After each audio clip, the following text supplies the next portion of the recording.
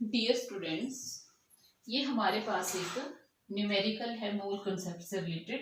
Calculate the total number of electrons present in 1.6 gram of methane. ठीक है, electron निकालने हैं हमने। तो इलेक्ट्रॉन देख के जो है हमें कंफ्यूज नहीं होना। हम क्या करेंगे, पहले 1.6 ग्राम में कितने मीथेन है वो निकालेंगे। सबसे पहले इसके लिए हमें मीथेन का फॉर्मूला आना चाहिए। तो आई होप कि सबको आता है CH4। ठीक है, मॉलिक्यूलर फॉर्मूला तो हमें पता है, हम निकालेंगे मोलर मास ऑफ मीथेन।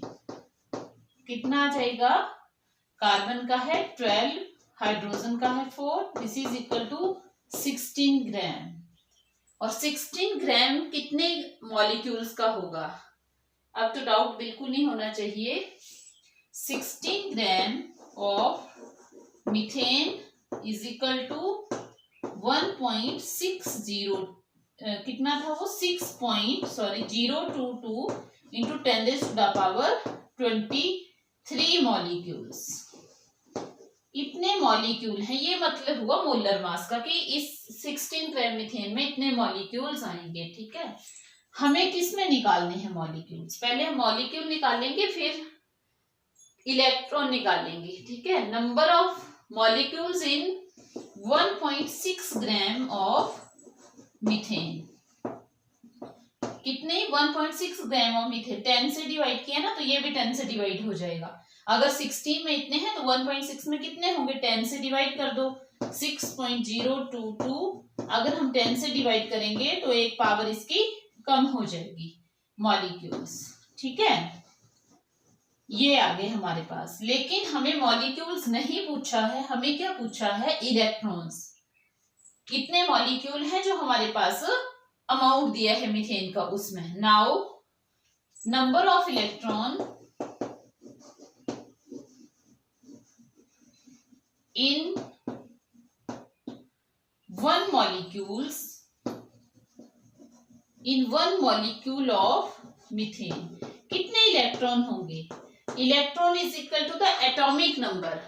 ठीक है, तो कार्बन का एटॉमिक नंबर कितना है 6 और एक हाइड्रोजन का 1 होता है। तो एक हाइड्रोजन में, कार्बन में 6 इलेक्ट्रॉन होते हैं, एक हाइड्रोजन में 1 इलेक्ट्रॉन होता है, 4 में कितने हो जाएंगे 4, दैट इज इक्वल टू 10। ठीक है, तो एक मॉलिक्यूल में कितने इलेक्ट्रॉन हुए CH4 के 10। तो number of electron in 10 molecule, sorry number of electron in 1 molecule कितने हो गए 10 इलेक्ट्रॉन। ठीक है, हमने कितने में निकालने हैं 1.6 ग्राम में। तो 1.6 ग्राम कितने मॉलिक्यूल्स हैं इतने, तो इतने में कितने इलेक्ट्रॉन होंगे, एक में 10 है तो इतने मॉलिक्यूल में कितने हो जाएंगे, मल्टीप्लाई बाय 10। तो number of electrons in 6.022 into 10⁻22 molecules of methane, that is equal to 10 multiply by this. कितना आ जाएगा, ये मैं डायरेक्ट यहाँ पे लिख रही हूँ, आप स्टेप वाइज कर सकते हैं इसको। 6.022 इंटू 10⁻22 है, 10 से मल्टीप्लाई किया, इट इज 23। तो इस तरह से आपने अप्रोच करना है न्यूमेरिकल को। क्वेश्चन, नेक्स्ट जो क्वेश्चन है that is calculate the number of moles in 392 gram of sulphuric acid. हमने यहाँ पे number of molecules, number of atom में इलेक्ट्रॉन नहीं करने हैं कैलकुलेट, हमने मोल्स कैलकुलेट करने हैं 392 ग्राम ऑफ सल्फ्यूरिक एसिड में। तो कैसे करना है इसको, सबसे पहला वही काम कि हमें सल्फ्यूरिक एसिड का फॉर्मूला पता होना चाहिए। तो सल्फ्यूरिक एसिड का फॉर्मूला अगर हमें पता होगा तो we can calculate the molar mass. ठीक है, तो मोलर मास या मॉलिक्यूलर मास भी इसी को बोलते हैं molar mass. Molar mass means एक मोल का मास ऑफ सल्फ्यूरिक एसिड। यहाँ पे मैं फॉर्मूला भी लिख रही हूँ साथ में, H2SO4। तो इसका मॉलिक्यूलर मास कितना हो जाएगा, 2 हाइड्रोजन का 2, सल्फर का कितना होता है 32 और ऑक्सीजन का 1 का होता है 16, 4 का हो जाएगा 64 and this is equal to 98 gram. ठीक है, molar mass of H2SO4, that means किसके इक्वलेंट हुआ ये? Molar mass means 1 mole of sulphuric acid. कितना हुआ 1 मोल? 98 ग्राम। तो अब हम रिलेट करेंगे मास को नंबर ऑफ मोल में। 98 gram of H2SO4 is equal to 1 mole. ठीक है, तो 1 gram of H2SO4 is equal to 1 upon 90 mole, 98 moles. ठीक है, और हमने कितने में निकालना है? 392 में। आप डायरेक्ट भी कर सकते थे। Of H2SO4 is equal to 198 into 392 and when you divide it by, I think so 4 से ही चला जाएगा पूरा ही, तो this is equal to 4 moles. इस तरह से आपने क्वेश्चन को सॉल्व करना है। मोल को मास के साथ रिलेट करना है। ठीक है, और अगर नंबर ऑफ मॉलिक्यूल पूछे हैं तो यू नो दैट एक मोल में कितने होते हैं। तो इस तरह से बहुत सारे एग्जाम्पल हैं, वो आपने सॉल्व करने हैं। नेक्स्ट जो टॉपिक है that is the chemical formula. ठीक है, फॉर्मूले ऑफ केमिकल कंपाउंड। फॉर्मूले, फॉर्मूला सिंगुलर होता है, फॉर्मूले प्लूरल। फॉर्मूले ऑफ केमिकल कंपाउंड्स।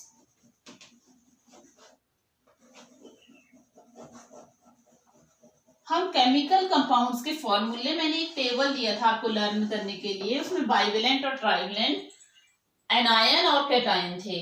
ठीक है, वहां ये यूज होगा यहाँ पे। तो हम कैसे करते हैं, जैसे H2SO4 अभी जस्ट रिसेंटली हमने किया, तो हाइड्रोजन के ऊपर आपने पढ़ा 1 पॉजिटिव चार्ज। ठीक है, सल्फेट आपने पढ़ा हुआ है 2 नेगेटिव। ठीक है, तो ये इसके साथ मल्टीप्लाई हो जाएगा और इसका चार्ज इसके साथ मल्टीप्लाई हो जाएगा, ऐसे बन जाता है फॉर्मूला। तो हाइड्रोजन के साथ इसका चार्ज H2 और सल्फेट के साथ इसका 1 है, तो H2SO4। ठीक है, इसी तरह से आपने सोडियम क्लोराइड का पढ़ा हुआ NaCl, तो आपको पता है Na पॉजिटिव Cl नेगेटिव, तो ये भी 1 है, ये भी 1 है। ठीक है, या एल्यूमिनियम 3 पॉजिटिव, ठीक है, and Cl negative. Aluminium chloride का क्या फॉर्मूला होता है? इसकी वैलेंसी इसके साथ मल्टीप्लाई, इसकी वैलेंसी इसके साथ मल्टीप्लाई, तो दिस इज Al 1 है, तो कुछ नहीं हम लिखेंगे, Cl यहाँ पे क्या आ जाएगा 3। तो जस्ट लाइक दैट, इस तरह से फॉर्मूले बनते हैं। अगर हमें इसके बैलेंसी पता है, मतलब चार्ज पता है इसके ऊपर क्या चार्ज होगा। एक्चुअल में केमिकल फॉर्मूला क्या होता है, जैसे मैंने इसको पहले बोला सल्फ्यूरिक एसिड, तो केमिकल फॉर्मूला मींस सिंबल है किसी कंपाउंड का, जिनको इसके जो आपके एटम है उनके सिंबल की फॉर्म में डेनोटेड किया जाता है, एंड साथ में कितने एटम कंबाइन हो रहे हैं, ईच एंड एवरीथिंग हमें फॉर्मूले से पता लग जाती है। जैसे डिनोटेड बाय H2SO4, अगर मैं सल्फ्यूरिक एसिड बोलूंगी तो आपको हो सकता है जिसको फॉर्मूला नहीं आता उसको नहीं पता चलेगा कि इसमें हाइड्रोजन है, सल्फर है, ऑक्सीजन है।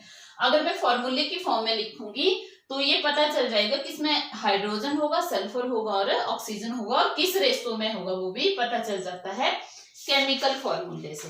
ठीक है, तो this is about the chemical formula. Next जो टॉपिक है that is the empirical and molecular formula. Molecular formula means जो एक्चुअल फॉर्मूला होता है, molecular formula.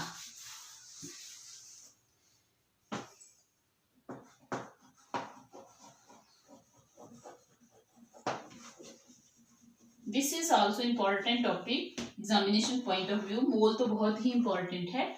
Molecular formula, molecular formula जैसे मान लो वाटर H2O, ठीक है, ये हाइड्रोजन पेरोक्साइड H2O2, जो एक्चुअल फॉर्मूला है, या glucose C6H12O6, this is known as the molecular formula. What is empirical formula?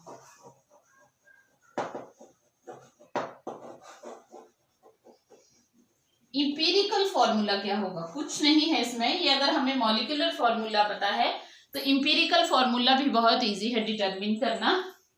Empirical formula हम मॉलिक्यूलर फॉर्मूले से ही डिटरमिन करते हैं। जैसे मान लो यहाँ पे है हमारे पास हाइड्रोजन पर ऑक्साइड, तो यहाँ पे हम ये जो डिजिट है ये देखेंगे, नंबर देखेंगे। अगर ये कॉमन है, जैसे यहाँ 2 ही है, ये कोई भी कॉमन आता है, कोई भी फैक्टर कॉमन आता है, यहाँ पे क्या आ जाएगा कॉमन, 2 आ जाएगा ना कॉमन, तो क्या बच जाएगा HO। ठीक है, तो इसका जो इंपीरिकल फॉर्मूला होगा वो होगा HO। और इस तरह से हम लिखते हैं मॉलिक्यूलर फॉर्मूला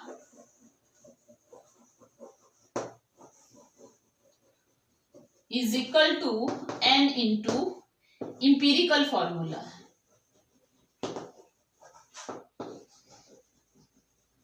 ये जो आपका इंपीरिकल N, यहाँ पे N जो है वो आगे नहीं मल्टीप्लाई होगा, इसके पैरों में जाएगा। ठीक है, नेक्स्ट अभी इसी की हम बात कर लें तो मॉलिक्यूलर फॉर्मूला हाइड्रोजन परऑक्साइड का है H2O2। यहाँ पे 2 कॉमन ले लिया तो इंपीरिकल फॉर्मूला बच गया HO। लेकिन जब आप ये लिखेंगे तो 2H2O नहीं लिखेंगे, H2O2। ठीक है, इस बात पे आपने ध्यान रखना है। अगर मैं एग्जांपल लूं C6H12O6 का ग्लूकोज, तो आप इंपीरिकल फॉर्मूला क्या बनेगा, इसका क्या कॉमन है इसमें, 2, 3, 4, हाईएस्ट फैक्टर लेंगे ना हम, 6 कॉमन है। तो अगर हम 6 कॉमन ले लेंगे तो अंदर क्या बचा, CH2O। ठीक है, तो N क्या है यहाँ पे, N ये 6 आ गया। ठीक है, तो इसका इंपीरिकल फॉर्मूला ये तो हो गया molecular formula, and empirical formula आ गया आपका CH2O। ठीक है, ये नहीं लिखना साथ में, इंपीरिकल फॉर्मूला जस्ट ये है, ये तो फैक्टर है जो हमने कॉमन लिया है N। ठीक है, इसी तरह से अगर बेंजीन का मैं पूछूं, C6H6 होता है बेंजीन। अभी हम इसके बारे में बेंजीन बोलते हैं इसको, C6H6, और इस तरह से भी लिखते हैं इसको, कभी आपने केमिस्ट्री की बुक में देखा हो इस तरह से, या फिर इसकी जगह रिंग भी होता है एक। ठीक है, बॉन्ड की जगह रिंग्स भी होता है, रिंग भी होते हैं, तो दैट इज बेंजीन। तो इसका फॉर्मूला होता है C6H6। इंपीरिकल फॉर्मूला क्या होगा इसका, आई think so you got my point now, that is CH6 में फैक्टर आ जाएगा। That is about the empirical formula. बहुत सारे एग्जाम्पल हैं यहाँ पे और भी दिए हैं। जैसे मान लो अमोनिया है, अमोनिया गैस है NH3, तो इसका इंपीरिकल फॉर्मूला और मॉलिक्यूलर फॉर्मूला सेम रहेगा। वाटर, इसका भी सेम रहेगा।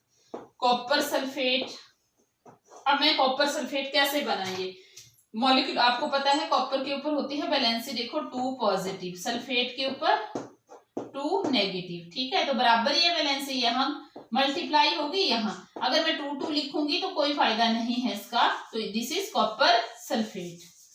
ठीक है, तो ये कॉपर सल्फेट का formula empirical and molecular formula same रहेगा। जिन मॉलिक्यूल्स में कॉमन फैक्टर नहीं होता कुछ भी, उनका मॉलिक्यूलर और इंपीरिकल फॉर्मूला जो है वो सेम रहता है।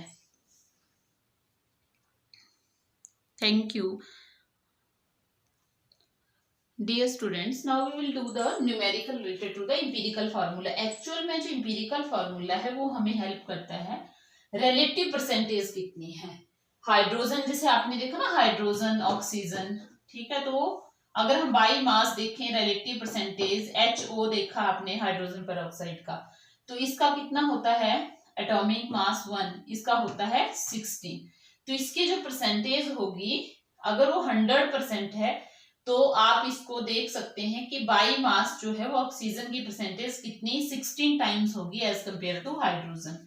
तो न्यूमेरिकल एक आ ही जाता है एग्जाम में इससे related. An organic compound has the following percentage composition. Carbon की दी है 48%, हाइड्रोजन की दी है 8% and rest is nitrogen. Percentage में है और नाइट्रोजन की परसेंटेज नहीं दी है, ठीक है, लेकिन नाइट्रोजन है कंपाउंड में, तो दैट मीन्स नाइट्रोजन की परसेंटेज कितनी होगी, दैट इज 100 टोटल है। टोटल में से जो आपके पास दी है कार्बन और हाइड्रोजन की परसेंटेज 48 और 8, तो रेस्ट क्या बचा, नाइट्रोजन। तो नाइट्रोजन की परसेंटेज कितने आ जाएगी, 100 माइनस इनकी परसेंटेज, ये आ जाएगी आपकी 56। तो कितनी आ गई ये, this is 44%। Let me check this is yes 44%, 8% hydrogen है इसमें।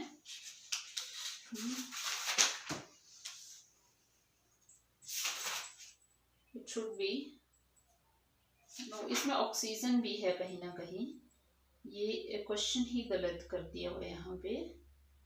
यहाँ पे है आपका नाइट्रोजन 28%, सॉरी इसमें क्वेश्चन में थोड़ा सा मिस्टेक है, रेस्ट इज नाइट्रोजन नहीं, इसमें ऑक्सीजन भी है दिया हुआ, जिसकी परसेंटेज है, ऑक्सीजन की जो परसेंटेज है दैट इज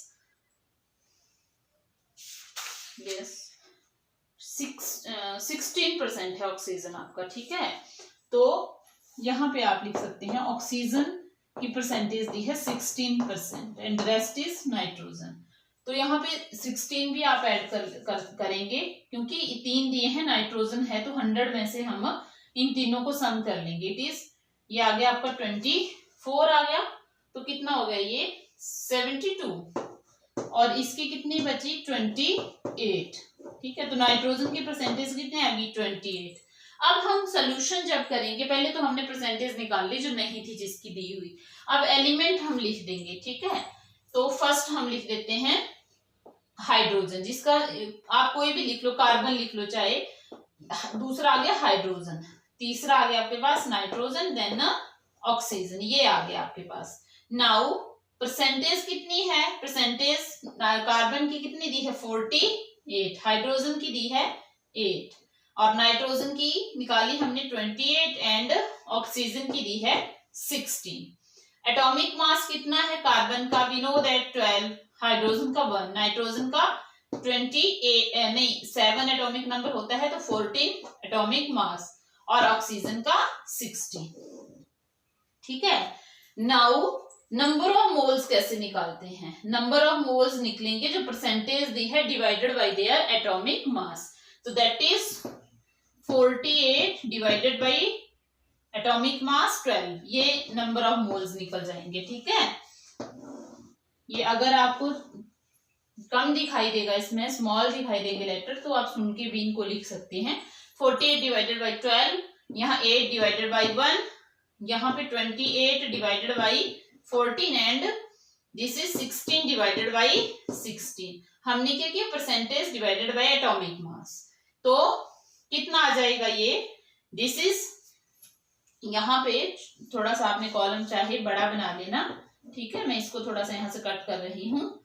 12 4 जा 48, ये यहाँ पे 8 आ जाएगा, 14 2 जा 28, तो 2 आ गया and here 1, 16 divided by 16 1। Now atomic ratio, atomic ratio कितनी आएगी हमारे पास, जो आपकी होल नंबर में हम लेते हैं इसको ना मोलर रेशो, तो वही आ जाएगी हमारे पास एटॉमिक रेशो भी 4 8 2 एंड 1 मोलर रेशो या एटॉमिक रेशो जो आपके नंबर ऑफ मोल्स आए। Now simplest whole number ratio, यहाँ पे ये सिंपलेस्ट होल नंबर रेशो नहीं है, 1 है हमारे पास, तो दैट इज अगेन 4 8 2 एंड 1। तो क्या आएगा इसका इंपीरिकल फॉर्मूला, ये जो आपके आए ना 4 8 2 1, यही आपने कार्बन हाइड्रोजन नाइट्रोजन ऑक्सीजन के साथ लगाने हैं। तो यहाँ पे मैं लिख रही हूँ therefore empirical formula is equal to C4H8N2 and O, 1 है O के साथ तो कुछ भी नहीं आएगा।